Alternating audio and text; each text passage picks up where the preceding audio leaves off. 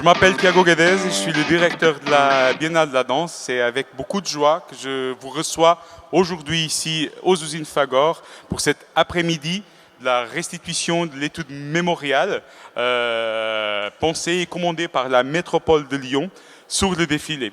Donc en fait sur le passé, la mémoire du défilé, le présent et après bien sûr un outil pour qu'on puisse rêver le défilé pour les prochaines années. Bon, là. Il y a 10 ans, le rap était dans la rue. Aujourd'hui, il est aussi dans les gymnases et sur la scène. Pour les 4 d'Acro Rap de Saint-Priest, comme pour tous les sérieux rappeurs des banlieues de la région, aujourd'hui, il s'agit d'aller plus loin.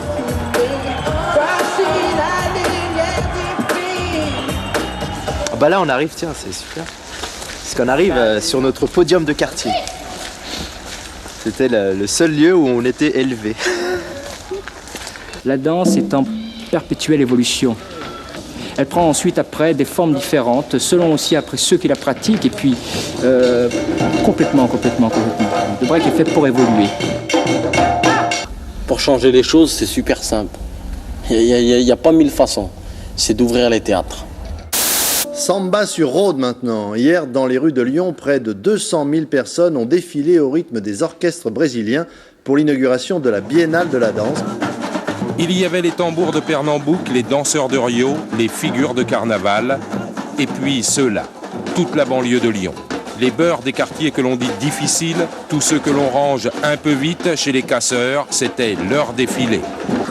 Certains d'entre vous se sont reconnus, ont reconnu leurs amis, ont reconnu cette époque. Marc l'a rappelé tout à l'heure. On pensait en francs, c'était bien lointain. C'est ce que c'est de montrer cette vidéo.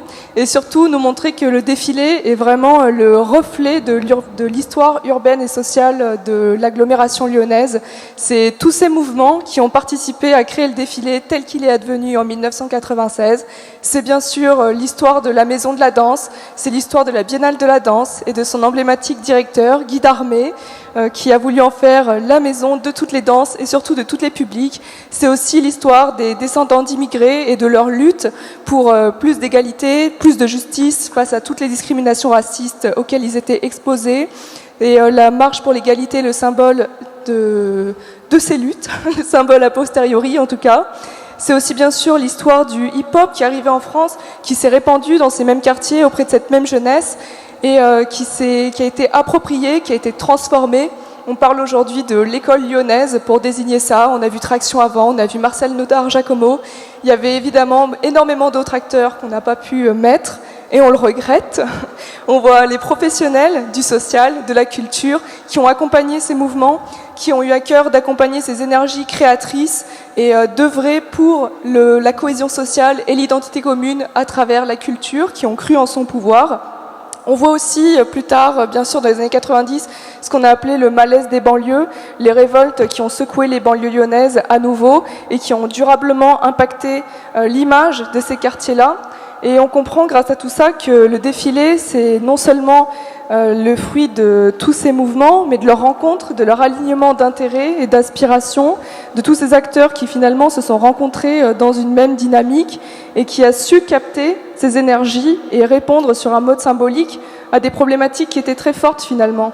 Il y a eu l'accompagnement des institutions, du ministère de la Culture et des professionnels de la danse qui ont effectivement accompagné aussi cet élan, parce qu'il s'agit d'un élan de la danse hip-hop vers la scène contemporaine française. Et pourquoi ? Pour délivrer le même message que celui des marcheurs. En fait, nous sommes les petits frères et les petites sœurs des marcheurs. On délivre le même message, et qui est quasiment le même que celui du mouvement hip-hop, c'est-à-dire la paix, l'unité et l'amour. Ce que j'aimerais retrouver en utopie, c'est 96, franchement. Parce que c'était une période où ce qu'on dit des personnes éloignées de la culture, ces jeunes, ils dansaient comme des fous, au pied des tours, sur des bouts de carton, et c'est eux qui venaient nous chercher. Moi, je travaillais dans une association qui s'appelait Interservice Migrants. J'avais pas besoin d'aller, comme éducatrice, chercher des petits jeunes pour leur faire écouter du jazz, pour les faire progresser culturellement. Par contre, c'est eux qui venaient nous casser les pieds, et ça, il y avait une énergie, un désir d'évoluer, de défier le milieu de la culture et de rentrer dans les théâtres qui était au-delà de ce que nous, on pouvait même imaginer. Et donc ça me paraît important. Et peut-être qu'aujourd'hui, il y a quelque chose qui manque de ce côté-là, en tout cas de visible. C'est comment une jeunesse, dans les quartiers populaires, dans les environs de Lyon ou de Paris ou d'ailleurs, comment ils existent Et il y a de coupures, je trouve, de plus en plus grandes, pour moi en tout cas, peut-être que je suis moins dans le coup, mais qu'il faudrait retrouver avec cette force des luttes ou des revendications qui ne soient pas seulement identitaires, mais universelles, comme la danse le permet. Et ça me paraît très important. Et ce qui est intéressant pour nous, Aïcha et moi, parce que là, on est installé à Mermoz avec un studio de travail, c'était de pouvoir lier l'acte artistique à la citoyenneté. Et on pense profondément que tous ceux qui ont fabriqué le défilé, donc la Biennale, tous ceux qui œuvrent par les arts dans le monde entier, dans des contextes, dans des pays difficiles, pour nous, c'est des super-héros. Et du coup, vous êtes tous des super-héros. Parce qu'un super-héros, c'est un anonyme. C'est quelqu'un qui se met au service des autres.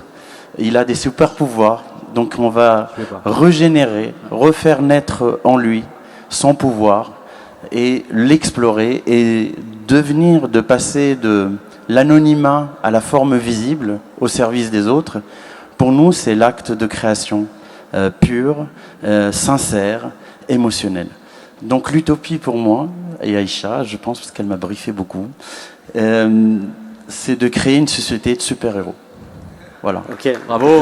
Moi, quand je travaille, je suis sur un travail vraiment sur le terrain, où je crée du lien, où j'écoute en fait les besoins. Je suis pas là pour dire je m'appelle Kadia, on s'en fout, et pour dire il y a le défilé, on s'en fout aussi. C'est qu'est-ce que vous avez envie de faire? Est-ce que la danse, ça vous parle? Est-ce que la couture, ça vous parle? Est-ce que la musique, ça vous parle? Les décors, tu vois, c'est de les sensibiliser et de leur donner envie, et de leur faire confiance, et de les accueillir avec ce qu'ils sont, avec leur bagage, avec leur culture. Et de faire un super travail intergénérationnel aussi, c'est important, parce qu'on parle beaucoup, tout ce qu'on dit, mais il faut aussi accentuer les enfants, les ados, les adultes et les seniors. Et pour moi, ça, c'est super important, en fait. C'est tout le travail de mémoire et de transmission, en fait, que j'essaye de faire à travers mon travail. C'est un grand moment de partage, c'est un grand moment d'amour, de bienveillance, et c'est ce qu'il faut retenir, parce qu'aujourd'hui, il y a tellement des choses difficiles. Et je rejoins Afid dans ce qu'il dit, c'est de continuer justement, nous, à transmettre, à partager. Vraiment, c'est pour nous un moyen de s'exprimer, en fait. Et sans les participants, le défilé n'existe pas. Donc, je tiens à le dire quand même. Il faut parler d'universel. En politique comme ailleurs, vous voyez que c'est un mot qui est sorti du vocabulaire, alors que c'est le mot essentiel. Comment on fait pour vivre ensemble, pour avoir des expériences communes et pour un moment, quelles que soient ses croyances ou son absence de croyances, quelles que soient ses habitudes, quel que soit son territoire, on partage des choses communes. Après, il y a quand même des réalités. Et les réalités, elles ont été bien données. On voit qu'à un moment, quand on restreint le nombre de quartiers politiques de la ville, eh bien, la participation baisse quand même. Ça veut dire quoi? Il y a quand même une question de moyens. Finalement, la culture, c'est ce qu'on a en commun. Et moi, je crois que ce qui est important, c'est de croiser cette dimension des territoires et de ce qu'on a en commun et de ce qu'on a à construire en commun. Parce que ça renvoie vraiment à des constructions très individuelles. Et le défilé permet de travailler véritablement avec ça. Et donc, les questions qui se posent à nous demain, pour être très concret, avec qui? Sur quel territoire? Est-ce qu'on garde la rue de la République ou est-ce qu'on ne garde pas la rue de la République? Parce que ce sont des questions qui se posent. Moi, je crois qu'on ne va pas y répondre aujourd'hui, mais surtout, il ne faut rien s'interdire si on garde en tête, finalement, l'impérieuse nécessité d'avoir ce travail autour de ce qui nous lie, ce qu'on a en commun, ce qui fait qu'à travers la danse, la culture en général, on arrive à répondre aux défis colossaux auxquels on a à faire face devant nous, que sont celle de la finitude de ce monde aujourd'hui et celle de l'augmentation des inégalités sociales qui sont extrêmement importantes. Donc pour moi, le défilé, il est à la veille d'une interrogation politique majeure. Aucun doute que l'engagement y soit là, mais comment on le fait perdurer? Il perdure d'ailleurs aussi parce que c'est devenu des filières professionnelles, une reconnaissance, une certaine finalement élite qui est venue des quartiers populaires, et il faut que ça continue et que ça se développe. Et enfin, un petit point peut-être sur ces histoires d'engagement, Boussif, dont vous faites partie, je le dénonce, c'est qu'on a encore du pouvoir, il faut se dire ça. On est encore nombreux, toutes et tous, à penser à des choses positives, à des choses qui sont humaines, du lien, du faire ensemble. Et dans le moment que l'on est, il faut se rappeler qu'on est plus nombreux encore. Sociologiquement, nous le sommes. et qu'il suffit juste qu'on se rassemble un peu et qu'on y croit. Nous avons du pouvoir. Voilà, alors si on peut m'aider à ça, je vous aide aussi et vous allez voir, on va être bien meilleur plus demain. En y réfléchissant, je me suis rendu compte qu'il y a quand même pas mal de gens qui habitent dans le quartier du défilé et qui sont pas au courant de ce qui se passe. Moi, j'avoue que j'ai pas vraiment l'habitude de parler de quand je fais des spectacles à mon entourage, mais là, il s'est trouvé que j'en ai parlé. Et en fait, ils n'étaient pas du tout au courant du défilé et ils étaient super en colère contre moi parce que je leur en avais pas parlé. Et je trouvais ça super bête qu'ils habitaient vraiment dans le quartier et qu'ils n'étaient pas au courant de ce qui se passait et qu'ils n'étaient pas au courant qu'on pouvait participer. Et c'est vraiment, c'est un peu tout le thème de ce qui s'est passé là aujourd'hui, enfin de ce que j'ai entendu en tout cas, c'est que vraiment, j'adore ce projet, c'est vraiment un projet de mélange pour moi et je trouve ça hyper dommage qu'il y ait des gens qui ne soient pas au courant de ça. Donc maintenant, je me suis dit que j'allais en parler à tout le monde, comme ça tout le monde est prévenu et si vous voulez participer, vous participez, mais je pense qu'il y a vraiment, dans le futur, il faut que ça soit encore plus grand en termes de participants et que ce soit encore plus partagé, la possibilité qu'on puisse participer au défilé, que tout le monde peut le faire. Et que ça défile ce jour-là et qu'il faut être là parce que c'est incroyable. Du coup, voilà.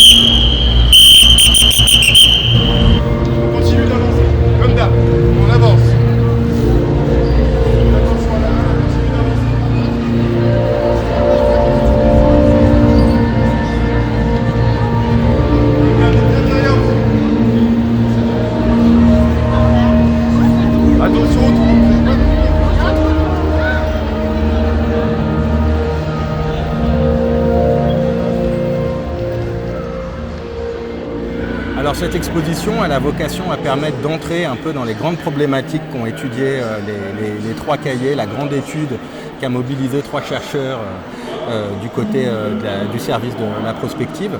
On a essayé d'avoir quelque chose d'un peu ludique avec en fait un parcours qui permet aux visiteurs de réfléchir à l'organisation de son propre groupe au sein du défilé de 2035, donc a priori la 20e édition du défilé.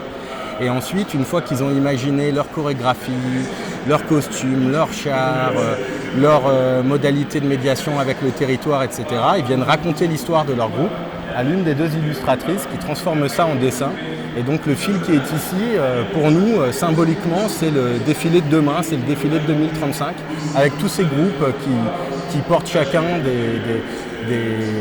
des idées, des discours, des valeurs, des couleurs, des esthétiques différentes, qui révèlent en fait plus facilement que dans une conversation sérieuse l'attachement des gens à certains fondamentaux, que ce soit la promotion de la mixité sociale, mais aussi énormément de messages écologiques dans ce qu'on a vu, un rapport au temps, au mode de vie qu'on aura d'ici 10 ans. Donc il y a aussi des propositions autour de la fraîcheur, autour du fleuve, autour de la nuit. Donc la vie de cette exposition, en parallèle de la plénière qui est à côté, c'est une vie tranquille, douce, où les enfants puissent se mettre sur une table à part pendant que les parents écoutaient, faire des dessins. On a des petits temps d'échange autour des fiches que les gens ont remplies pour savoir ce qu'ils ont mis derrière les réponses aux questions qu'on leur pose par rapport à leurs propositions. Et voilà, c'est l'esprit du défilé en mode after. Ça y est, la pression est retombée, la joie est toujours là, le plaisir d'être ensemble. Donc pour nous, ça a été extrêmement agréable d'accueillir tout le monde dans ce petit espace parallèle. Alors l'exposition en tant que telle, elle est très simple, elle est organisée autour de 5 blocs. Le premier, on parle de l'utopie, des origines du défilé. Dans le deuxième, on parle des participants au défilé, des danseurs, mais aussi les comédiens, les costumiers, ceux qui confectionnent les chars, etc. Dans la troisième station, on parle des territoires du défilé. À l'origine, c'était surtout des quartiers du centre, de la ville de Lyon et des banlieues aux alentours. Aujourd'hui, il y a des communes de toute la région qui participent au défilé.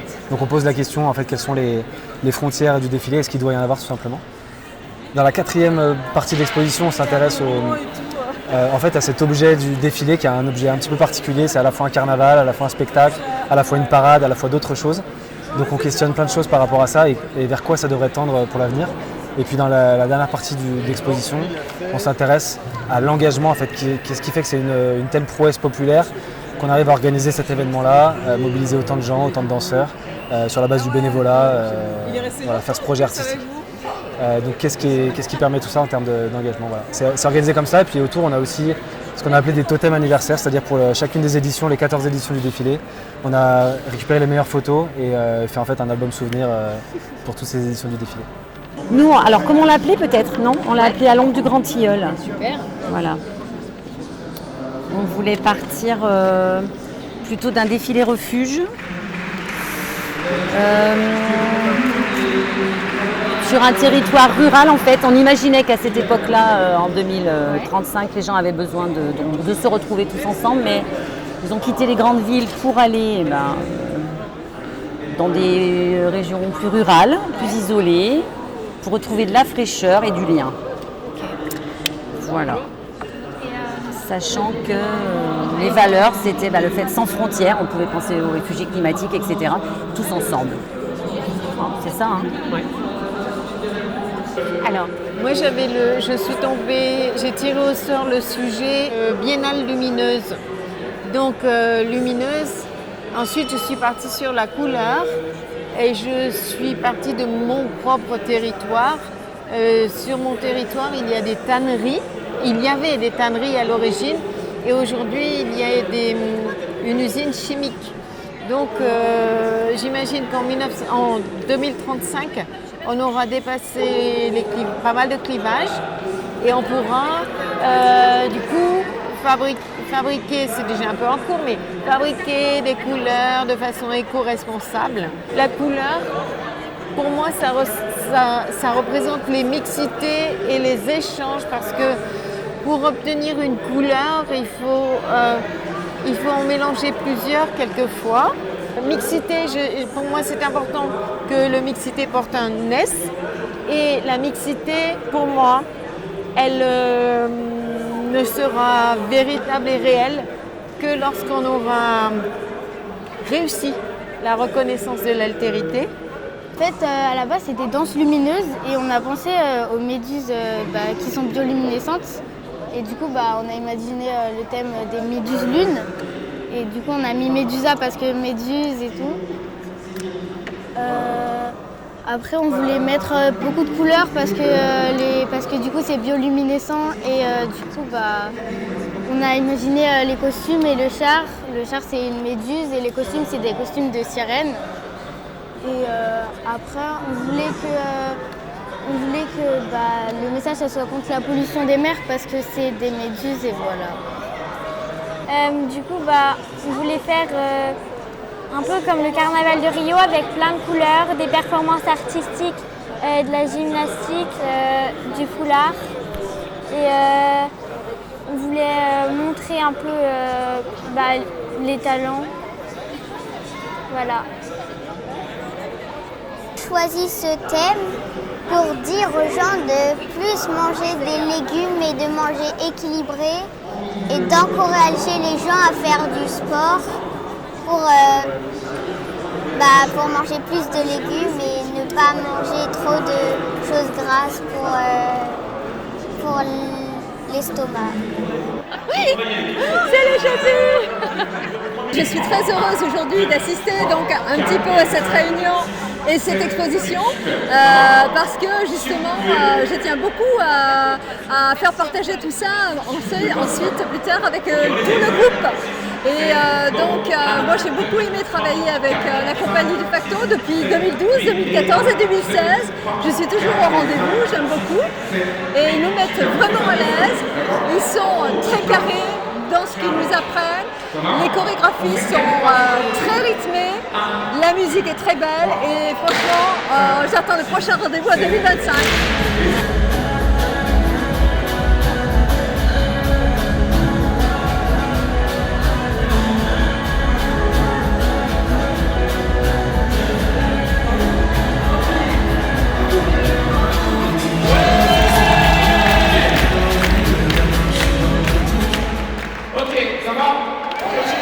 Être ici aujourd'hui pour la célébration du défilé, 27 ans après sa création, c'est un grand bonheur.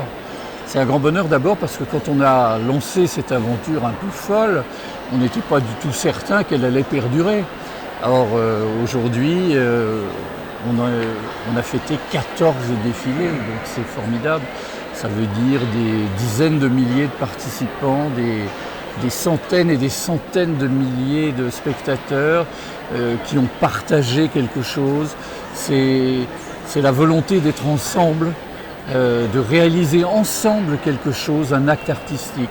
Et c'est exactement ce que je voulais faire, puisque le défilé, il est né en fait de la vision des écoles de samba de Rio, comment les gens se réunissent par 3000, 4000 personnes dans des grands hangars comme celui-ci, pour répéter le samba, répéter la chorégraphie, pour être les plus beaux, les meilleurs le jour du défilé. Nous, il n'y a pas de concours, il y a le fait simplement de travailler ensemble pendant des semaines, des mois sur un projet, de se réunir entre personnes qui ne se connaissent pas et qui vont partager des choses. Voilà, donc tout ça, pour moi, ce n'est que du bonheur, que du plaisir. C'est vrai que dans ces 30 ans où j'ai dirigé la Maison de la Danse, la Biennale, le défilé, c'est pour moi un des éléments forts. C'est vraiment quelque chose dont je suis fier. Et aujourd'hui, les retours que j'ai ici, puisqu'il y a beaucoup de participants au fil des années, depuis 1996, les retours sont formidables parce que c'est manifestement, on a fait émerger quelque chose. On a participé à une modification de l'image de la ville. On a convié au cœur de la ville des terreaux à Bellecour ceux qui n'y étaient pas forcément invités. Voilà, donc tout ça pour moi, ce n'est que du positif. Aujourd'hui, on était réunis aux usines Fagor pour fêter le défilé, donc on était sur la cérémonie du défilé.